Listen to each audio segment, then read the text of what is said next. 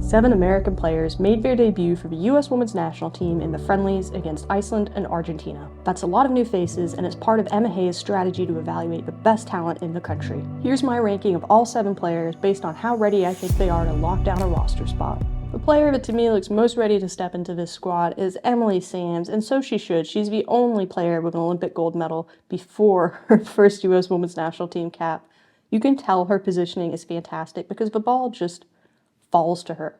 Both of those look completely effortless. Something I think Emma Hayes is trying to do is to find like-for-like substitutes. So Sams to me looks like-for-like Girma.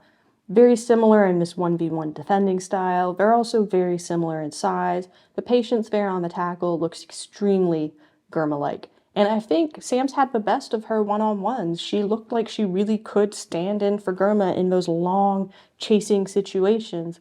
There was one play quite early on where my initial reaction when I saw it the first time was that maybe Sams messed up here and maybe Sonnet was helping her out. So Sams does a great job delaying. Nothing's wrong up until this point. It's here where Sonnet takes her off her and says, "Why aren't you pushing her out?" But when I went back, I realized Sams is covering for Sonnet. And so Sonnet's stepping into her position, taking Jonsdottir away. This is also what led to the corner in Iceland's goal. So a little bit up for debate if that one was right or wrong. This is the only other instance I found that was a little bit messy, but again, really good start there, contains nicely. She's got Jonsdottir one-on-one. It was really just that she had an iffy little touch here, gets the ball taken off her, but she's calm, recovers nicely, gets back into a good position, and this isn't much of a service. I think the team does a great job denying that. Something that stood out on film as a clear coaching point was these high steps, really wanting the center backs, and this was all the center backs, not just Sams, to really pull up into that space, help push the ball out wide, and the whole purpose of this is to get the team to regain possession, not allow the ball into central areas. And you can see that's executed perfectly, does her job in that really nicely. And there were just a few times where she did this, very comfortable with the timing, the placement of that step, and you can see how effective it is for the team. Passing was another area that looked like a strength for Sams. As a center back, these little connective passes are going to be the bread and butter of what she does. Of course, she looked great on those. No critiques there. She's a professional. She knows what she's doing. But what I think she did really nicely was the contextual passes, the faster passes, the longer passes. She really had a great understanding of what the game plan is, what the opposition was giving them. She played this ball quite a few times to Alyssa Thompson, which was just a fabulously intelligent ball that was part of a game plan, executed really nicely by her, and you see how quickly this can lead into an opportunity. I also really like that she's just a heads-up player. She just keeps her head up with the ball at her feet, which allows her to really look for the best available passing option. This one I thought was great. It's got good pace on it, delivered pretty nicely. It has to go backwards the way it was brought down, but I have no issues with that ball. And we saw earlier, but she is just really comfortable on the ball. It doesn't really matter where she is on the pitch. She's going to act the same, cool, calm, collected. You just can't ask for anything better there. It never puts the goalkeeper at risk. It gets the ball out cleanly. She's very comfortable dribbling up, consuming space. This was an intelligent one, part of the game plan. Move the ball forwards where she can. And she's just good around protecting the ball as well. She rarely turned it over. Very, very calm, very protective. Liked that a lot. And this one, a little bit more of the same, but on the other side, seeing what the opposition gives you, commanding that space, and it's a nice connected ball. This play here really impressed me. The US are getting pressed very heavily, having to retreat. These scenarios can be very, very dangerous. There's a lot of heat on the goalie, a lot of heat on Sams, but she understands the press escape. She understands where the space is, moves into it, super calm, executed great. I cut this in because it was maybe her worst play of all 2 games. Completely meaningless. So yeah, Sams just seems like a fantastic teammate, fantastic person. You can't not want her on the team. I really agonized over second place, but ultimately I think Hershfelt is the most ready to step in to the role of a player she would be called up to replace, sub for, and I think that's Sam Coffey, either in a single pivot or they might do a double pivot with Coffey and Hershfelt. But again, you know her positioning is good because the ball just falls to her. These don't look like turnovers at all. I'm sure technically they are interceptions, but she doesn't look like she's working for it. She makes it look effortless. Now, the bread and butter of her game is the counter press. And so this is all about denying the opposition good opportunities as soon as they get the ball. And the one thing she's really focused on is not allowing the ball into that central area of the pitch. So you can see she's not happy about that at all. Pushes this player out wide. Very well done. Doesn't concede a lot of ground there. Team cleans this up quickly. We're going to see a very similar type of play here. Starts cutting inside. Absolutely hates that. Charges her down. Follows through when Lavelle gets hurt there. And very quickly, the ball is back at the U.S. player's feet. Now, I will say, she's a little bit chippy, things are a little bit choppy, sometimes there's a little bit of pushing and shoving, and I just have a feeling this is going to come back to haunt her eventually. Would like to see it cleaned up a little bit. Now, IQ. She absolutely crushes in this area, so I'm going to go a little bit slower here and just break down a few things. So, passing, she doesn't have to do a ton. She's going to do a lot of her work with her off-the-ball movement, and that's what we're going to see in this clip. So I want to focus on the two players we have marked up. We're going to see how she moves those players, and also just take note of how many players are either side of this line right now, which is, we'll say, where Hershfelt is.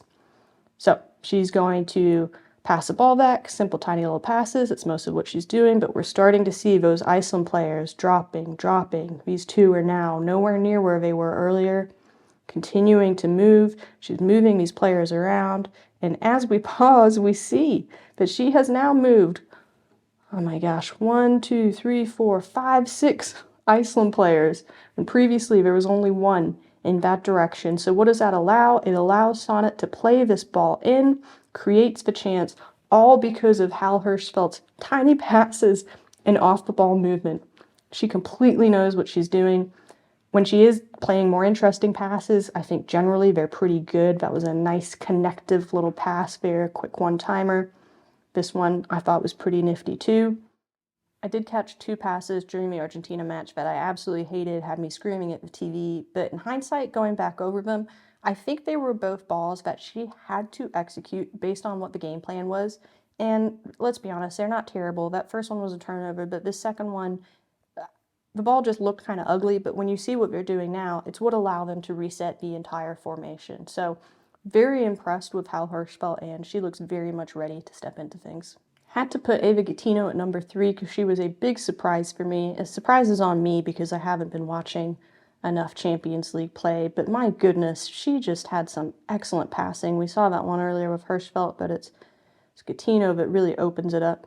And again, same thing as Sam's, as Hershfelt. Her bread and butter is going to be those little passes. So what we're looking for is quality when she executes the other passes and knowing when to execute the other passes. This one I think is technically a clear, but I love when a clearance turns into a pass. Very impressed with that one. Defensively, we only saw Gaetino against Argentina, so it's a little bit harder to tell. This was, I think, maybe her worst defensive play, and it's not terrible. She does enough here to hold things up and make sure there's a little bit of time to recover. But I think what she did do, she did well. Controls that nicely. Of course, she's got the massive height advantage. She's 5'11". I think she's going to be a sub for Davidson. She looks quite Davidson-esque. But she was just nifty. And this one ends up being a foul, but still, she doesn't know that, plays through, clears that up really nicely. I liked what I saw on defense. Now, on the ball, she looked fantastic. I really enjoyed the fake movement there. It just looked really mature. I just think she looked big, strong, difficult to bring down. She just looked really happy with the ball at her feet, really comfortable driving, and you see this replay, you're going to see how much work she does to even just get the ball off her toe at the end here and potentially make this a pass, preserve the ball. I love it. I thought she did great. Now that I'm filming this, I think maybe I should have flipped Malonson and Gaetino, but you let me know based on what you see on the film. Malonson didn't have to do a ton of defensive work, but what she did do, I think she did very nicely. This one is pretty simple contain, and again, she didn't need to do anything, right? Because this player is closer to the hot dog cart than she is the goal, so to me, that's fine. Not asking her to do a lot. This one requires her to track a little bit more. She does a nice job there. I think she would be a replacement sub for Jenna Neiswanger. You know, they're very similar in size, both left-footed, both playing fantastic crosses, so that's what I was anticipating here, and she just looked Niswanger-esque in some of these balls. I think the little connective balls were there. They were fine. I like her positioning, staying available for this. And she ball protected really well. I think that one you could say maybe a pass was a little pacey or whatnot, but at the end of the day, she's ball protecting well. I think that's something she might actually do a little bit better than Niswanger. Great pass there. Great run through. Now this was actually the sequence that led to the goal, but it's her recovery and her ball in that gets everything started again. Quite a nice ball in. I think that was a pretty competitive one, but just track her movement. I really like how she resets the shape. She's at the base of the structure. She's not, cheating up, trying to find opportunities to consume the space that's in front of her. She understands why it's there. And this, for me, incredibly intelligent, understanding when Sanchez is moving, understanding how to fill that space and overlap. It is really, really good for a first cap. I was pretty dang impressed with Alyssa Malonson. How does a player with a goal and an assist on 2 caps end up 5th? Well, I think Sears has a very unenviable job of attempting to back up Trinity Rodman. They're very similar in size, both tall girls, both playing on the right wing. I think that is the plan here. Now, I have been saying for weeks, maybe even months, we need somebody with one-touch ability in the box. It hasn't been happening, and I think Emma Sears might be that answer. My goodness, she is so confident playing one-touch. The assist there, very intelligent to use her touch to set others up. Goal there, incredibly intelligent, and I'm going to show you the wider film just so you can see her movement, because she makes it look super easy, but it's all about where she's positioned during this play, holding space, coming into space, holding space. It's very intelligent, knows exactly what she's doing, and this one, geez, man, quite a save from the keeper. Just really impressed with her ability to get up in the air, play on one touch. Now, movement on the wing, I think, is incredibly important, and I think one of the best traits that I like to see in wingers is them showing the run, continuing the run, even when they're not getting the ball. I think she did a great job at just executing what she's supposed to do, even knowing that this may not be one of those scenarios where she gets the ball. When she does get the ball, nice touches, nice and controlled, and I think she did a really good job at maintaining possession in the first game that she played in. So here we go again. She's coming in on the wings, does a nice job there, doesn't see the look for the cross, sends it back. Really nice job at protecting the ball. On the ball, I think Sears looked really good, but I do think there was a big drop-off between the first and the second game. In this clip, I think she just takes too many touches, quite frankly. I don't know. To me, maybe it was a case of the instructions getting in her head a little bit in the second game, but I just felt like the quality of the crosses wasn't as good. Like, yay, I'm glad she gets to this one, but the ball in, it's all right. The balls she was playing in the first match, I don't have time to clip them all in, but they were outstanding. In the air, on the ground, they're both excellent. This is another one where, okay, there's some hesitancy that wasn't there in the first game, so that's why she is where she is. I just wasn't really sure what the drop-off was between the first and the second match. In 6, I have Yazmeen Ryan because I think she also fell victim to this trend of a fantastic game and then a not-so-good game. Now, first match, her ball progression and passing, phenomenal. This cross, fantastic. Everything she was doing in the wing here was stellar, and it was always progressive, and I love that because I think she's in to be a Rodman again, just like Sears, a very difficult thing to do, but, the quality of the switch ball was there, quality of the attacking looks, and that one, okay, we're protecting the ball here, but it's still a good pass, and then when she really does need to go backwards, she's going to do it, but it's very rarely. And this one, okay, fine, it's a little bit off, but it's a good creative ball. We can take it for that one. Now, the second game is where the hesitancy came in for me. Great opportunity here. Just go take it yourself. Run. Pass to Jaden. Anything. Okay, why are we thinking about it so long? I felt like the second match, I could see her listening to instructions and playing her own game a little bit less. And things just did not look as good. They just were not as clean. They were not as crisp. The passing was yucky at times.